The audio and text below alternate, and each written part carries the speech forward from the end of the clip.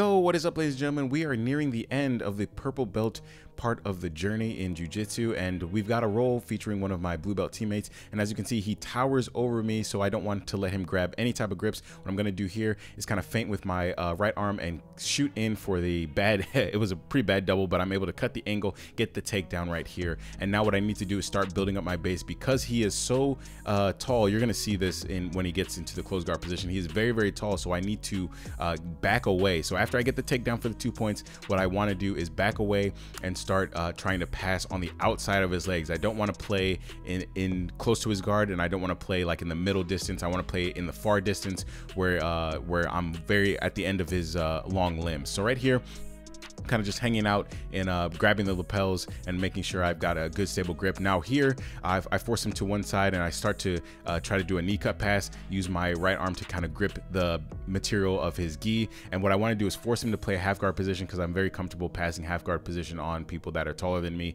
But he's able to kind of push me away and get into a closed guard. Now, as you can see, as he's locking his closed guard, his legs, I mean, he's just so long that I can't really, sorry for the camera issues here, but he's just got a very long close guard. And for my short kings out there who train, this is not a place you want to be. You want to stand up and start trying to pass the close guard as soon as possible. Because he's so long, he can kind of throw up triangles without really trying, omoplatas, arm bars, and all that type of stuff. So right here, I'm doing is kind of trying to keep a grip on his leg, trying to force him to open it, and he actually opens it and starts playing like a lapel game.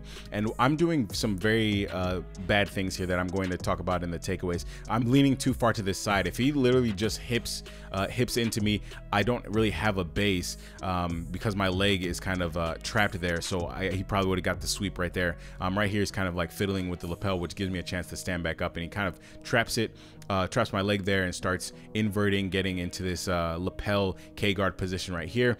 So what I'm going to do is I'm kind of just going to slow him down, because I know that when he tries to push me forward, I'm just going to backstep, and I'm able to backstep and get out of the guard completely. And I try to get to the side and start my guard passing. So right here, he brings his leg back into the kind of like a half guard position. I'm able to get the over under, but he starts attacking my arm, and that arm was not secured.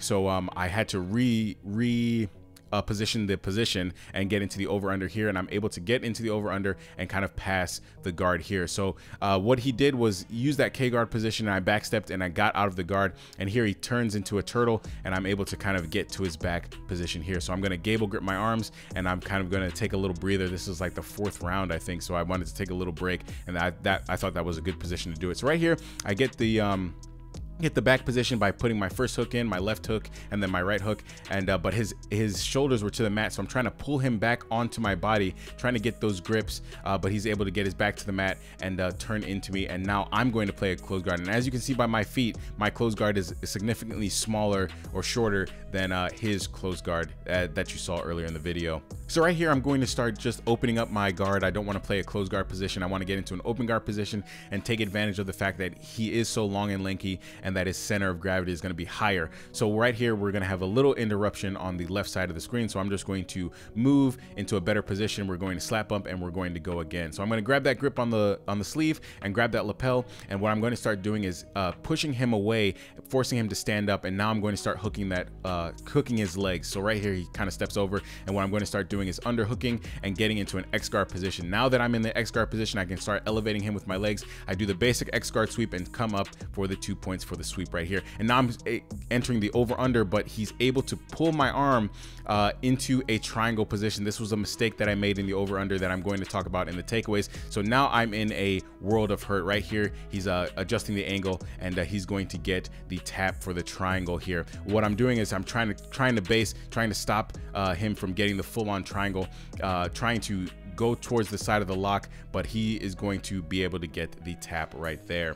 So here we are, we're going to slap bump and go. I think there's not that much time left. So right here, I'm going to kind of pin his leg and try to stand up and start passing his guard. Once again, he's able to kind of elevate me with his long limbs. I'm trying to backstep, and I have to really step away to clear the legs. And right here, I try to pressure down into him, trying to step over. He's going to get into like a butterfly and then into the X position right here. And I'm going to grab the lapel and kind of hold on and resituate myself before I start to pass. And what I'm going to do is start standing, pressuring into him, trying to clear that butterfly hook and stopping him from elevating me even more. So right here, I put my weight in my hands. He starts to try to come up, but I'm able to kind of stop that from happening. And that is going to be the end of the roll. So let's get right into these takeaways. Right here, when he pulls me down into the closed guard position and he's fiddling with the lapel, I am leaning dangerously to my left side. As you can see, he's got my leg trapped with his arm, and my left arm is occupied with his lapel. And I'm leaning dangerously to my left. If he just would have hip bumped into me, especially when he grabs my arm here, if he would have hip bumped into me,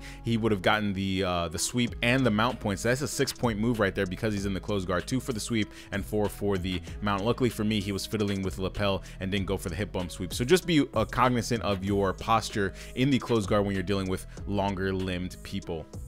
And the second takeaway here, when I'm getting this X guard sweep and I come up and I got the double unders, I should have backed away and reset the position. I already got the sweep points, but I dove in and I was committed to that over under, and I allowed him to pull my arm through. And now there's one arm in, one arm out, and that spells disaster for the triangles right here, especially against longer limbed people. So either both arms in or both arms out when you're passing from your knees. So ladies and gentlemen, that is the end of the video, and I will catch you guys on the next one, which will happen to be the last one of the purple belt journey. So thank you guys for supporting the channel and watching the video, and I will catch you soon. Peace.